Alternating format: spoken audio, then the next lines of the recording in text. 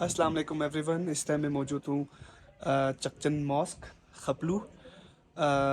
इस टाइम नमाज का टाइम है। थोड़ी देर बाद यहाँ पे नमाज जुम्आ भी अदा की जाएगी। और इससे पहले मैं आप लोगों को इसके इंटीरियर डिज़ाइन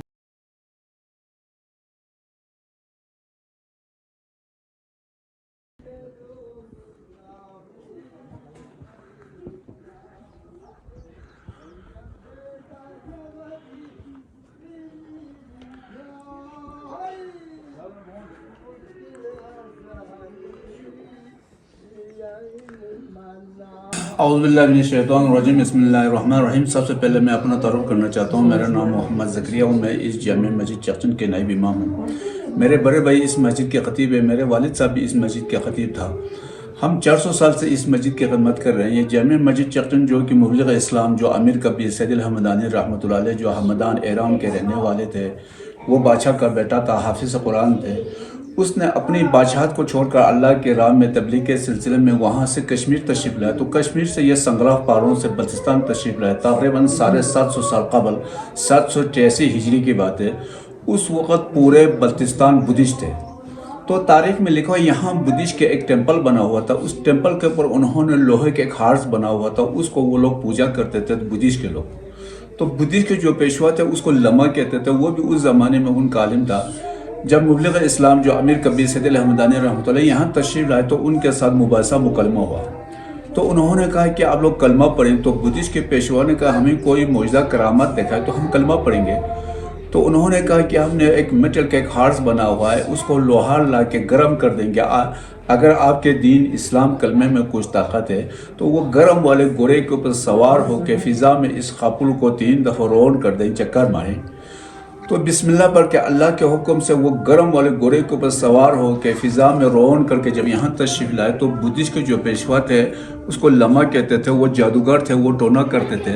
वो आसमान की तरफ उड़ने लगा। ये तारीख में लिखा है। तो अमीर कबीर सैयद हमदानी रहमतुल्लाह अलैह ने अपने जूते को आसमान की तरफ छोड़ा तो उसके सर पर मारते उसको वापस लाया।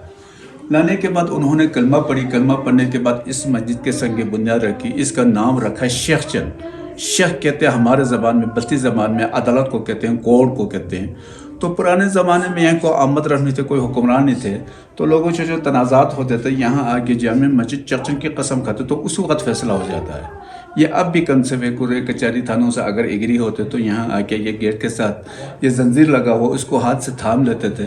लेने के बाद जामिया मस्जिद चकचन की कसम खाते उस वक़्त फैसला हो जाता। अगर जिसने हक़ पर कसमें खाए उसको कुछ नहीं, जिसने ना हक़ पर कसमें खाए उसको दिनों महीनों मिनटों के अंदर अल्लाह ताला किसी न किसी तरीके से उसको सज़ा ज़ात दिखाता है। तो क्योंकि ये मुतवरिक जगह है, उन्होंने अपने साथ मेहमान तरकान ले के आके बावजूद इस मस्जिद की तामीर की तकरीबन 80 साल में पाई तकमील तक पहुँचाई। किताब में लिखा हुआ है। तो इसकी नक्श निगारी उस ज़माने के, इसकी पेंटिंग बाद में हुआ है।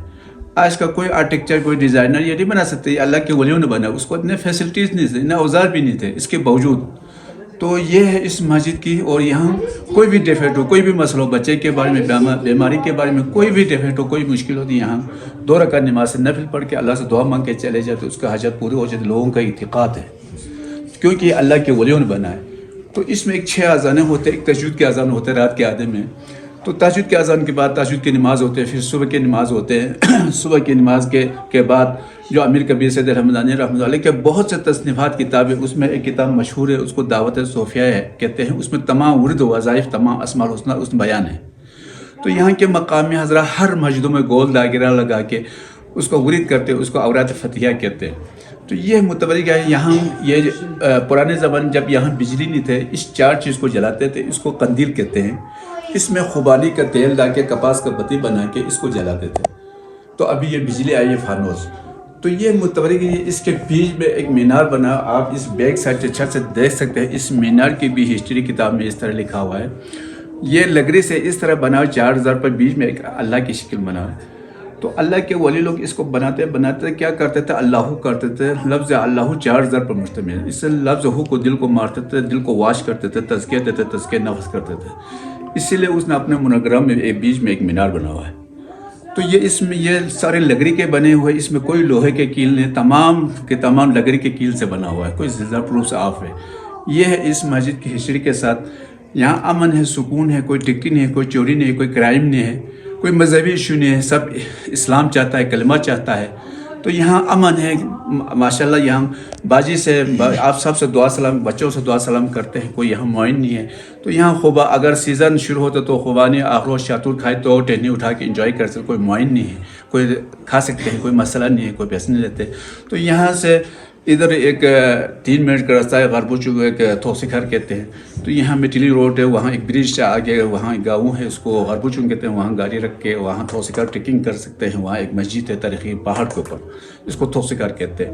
باقی یہ سرینا جو بادشاہ کا محل تھا وہ کروٹ ہو کے سرینا میں تبدیل ہوگا، آپ نے دیکھا ہوگا. پھر ادھر سے ایک خانقاہ ہے، اس خانقاہ میں خانقاہ محلہ خپلو کہتے ہیں. اس میں بڑے بڑے 40 ستون پر مشتمل ہے. تو ادھر سے سلیل لیک، چھوغا لیک، وہاں فش فارم وغیرہ ہے.